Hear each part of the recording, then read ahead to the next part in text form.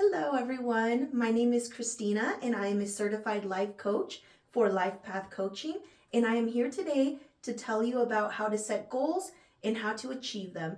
And when I say setting goals, I mean setting meaningful goals. So let's get started. So in this video, we are going to cover 3 different topics to help you set meaningful goals and of course actually achieve them. So the first topic we will be talking about is end goals versus mean goals. And then we will be talking about the 3 most important questions, which is a framework that you can utilize to help you get clarity on how you want to move forward on your goals. And then the last part is the fundamentals of goal setting. So let's go ahead and dive in, y'all. I wanted to go ahead and read you all definitions, of what is the definition of an end goal and what is the definition of a mean goal. The reason I wanted to do this is I often feel like this is one of the biggest places where we often see people, I don't want to say make a mistake, but it is one of the more challenging things because oftentimes we are setting means goals and wondering why we're not achieving them versus if we set an end goal that would actually be something that we wanted to pursue. And so let me talk a little bit more about that to make that make sense. So a means goal, MEANS, is the definition is a means goal is something you pursue because you believe it will lead to something else. It is not an end to itself, but a step towards achieving what you truly desire. So some things about means goals is they focus on external validation. They often are influenced by what others think of you or what others think you should do.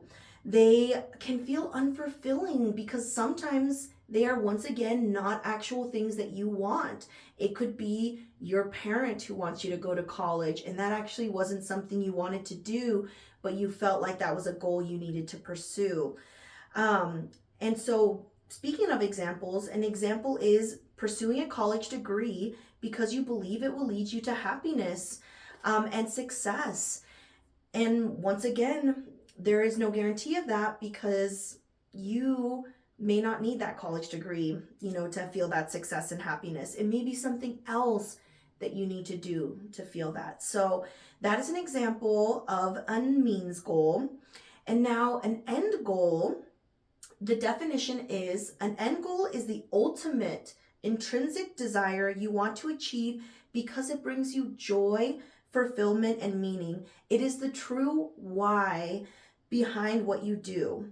So factors about end goals is that it focuses on your personal fulfillment. It is rooted in your values and purpose and your purpose. An example of it is I want to feel deeply connected to my loved ones and have a life of freedom. So you can see that means goals is often influenced by external factors. It often is not aligned with you, nor does it feel fulfilling to you, versus an end goal is something that you have created based off of it being fulfilling to you, it aligns with your values, and it matters to you. And once again, you feel deeply connected to it. And so I feel like we're not taught the difference between these 2 different goals, which I think is very, very crucial. For example, I think about in my life, I was pursuing a means goal through my previous career, which was working in higher education, because I thought that was going to result in me living a fulfilling life. Newsflash, it was not. It made me have a very imbalanced work-life balance. I was wondering why I didn't feel fulfilled or worthy and why I was feeling so burnt out after my 5 years working there. And I realized that I was trying to meet a means goal, which is like, get a career that looks good to the outside world, and then success and happiness will come along the way, some way, somehow. And I realized because I wasn't pursuing what I actually wanted and because what I was doing was unaligned with me, unfulfilling, that I was never going to be happy or successful. And so that's when just last year I ended up quitting that position and starting my own coaching business and going through Mindvalley's life coaching certification program. And now I am here feeling so much more fulfilled and so much more on my path because I'm now pursuing my ends goal, which is to live a fulfilling life and serve people while doing that. So there is that for you there. So I hope that that makes some sense. And we are now going to go ahead and dive into the 3 most important questions. Ways to help you get a little more clarity. It also helps you really think about what you are wanting in life. Let's imagine, you're here on your last day of earth and you are laying there or whatnot, thinking about your life. How will you know that you lived a fulfilling life, a happy life? Whatnot. And so this is one of those practices that help you so that as you're setting goals, when it is that final day, you are like, yes, I lived the life that I wanted to live. I am the person I wanted to be. And I am thankful and grateful versus having regret and different things like that. So with Vishen's process, with the 3 most important questions, the 3 questions are focused around your experiences, around your growth, and then around your contribution. So with that being said, I encourage you right now to go ahead. If you would like to do this now, you can. If not, I do encourage you to just use this as a reference for the future. But with that being said, you would go ahead and grab a piece of pen and paper out, and then I encourage you to go ahead and create 3 different categories. I'll actually have somewhere on this, on my visuals here, I will have an example of what that can look like, but you're going to create 3 different columns. And for column number 1, you are going to write at the top experiences. Column number 2, you are going to write growth. And then column number 3, you're going to go ahead and write contribution.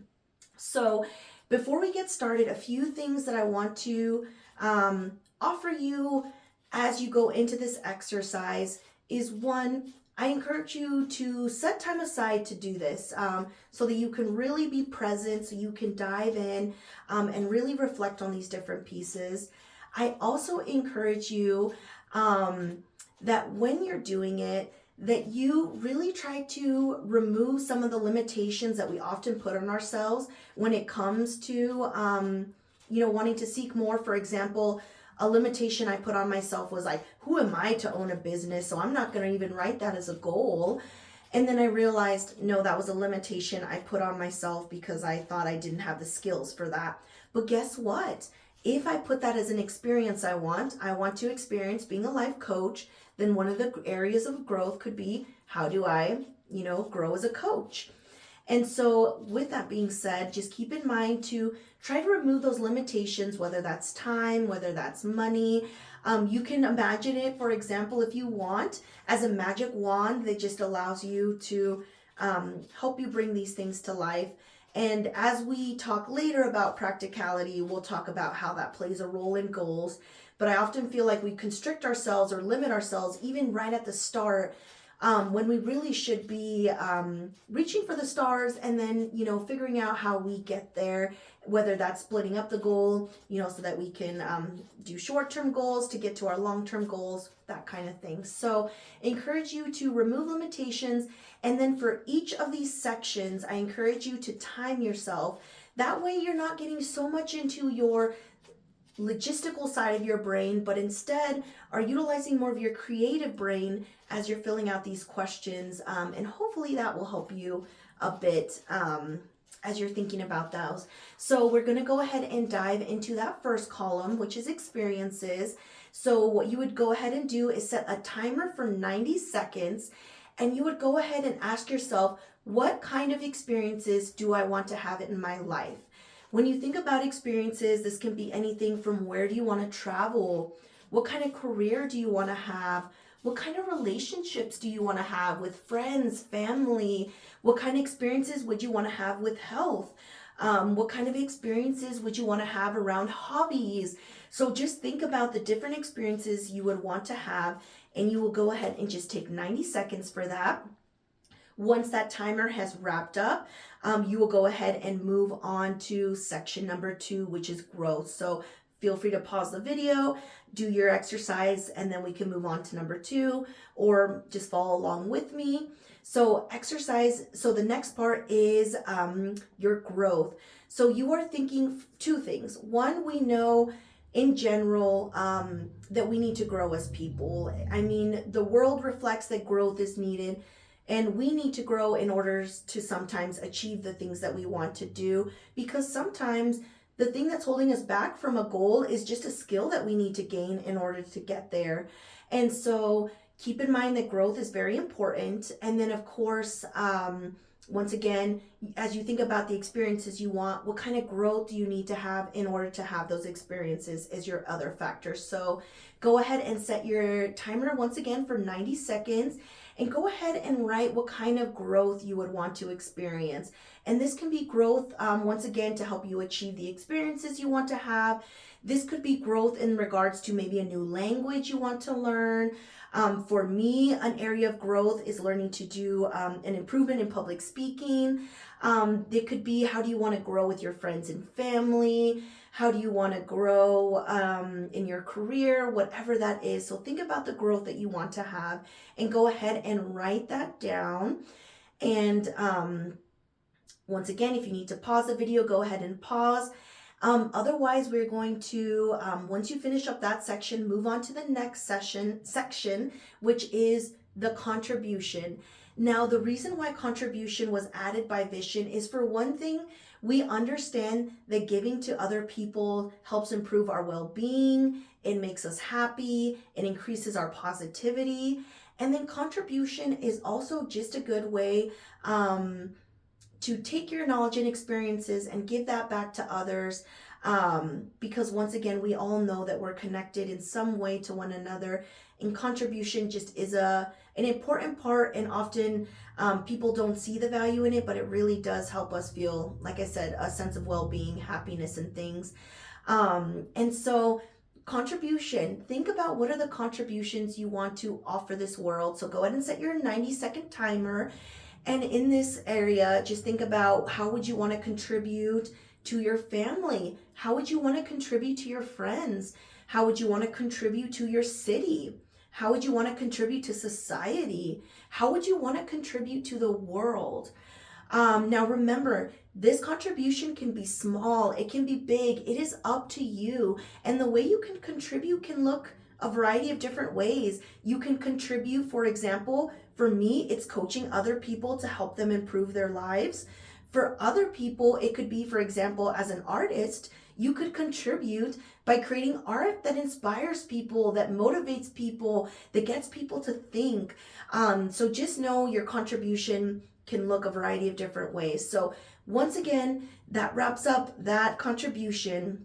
So you should have now completed the area of experience, the area of growth, and the area of contribution. And now note that this is kind of like a vision board that will then help you as you take the next step, which is setting your goals. So before we even get to that next part, I appreciate you and applaud you for taking this time.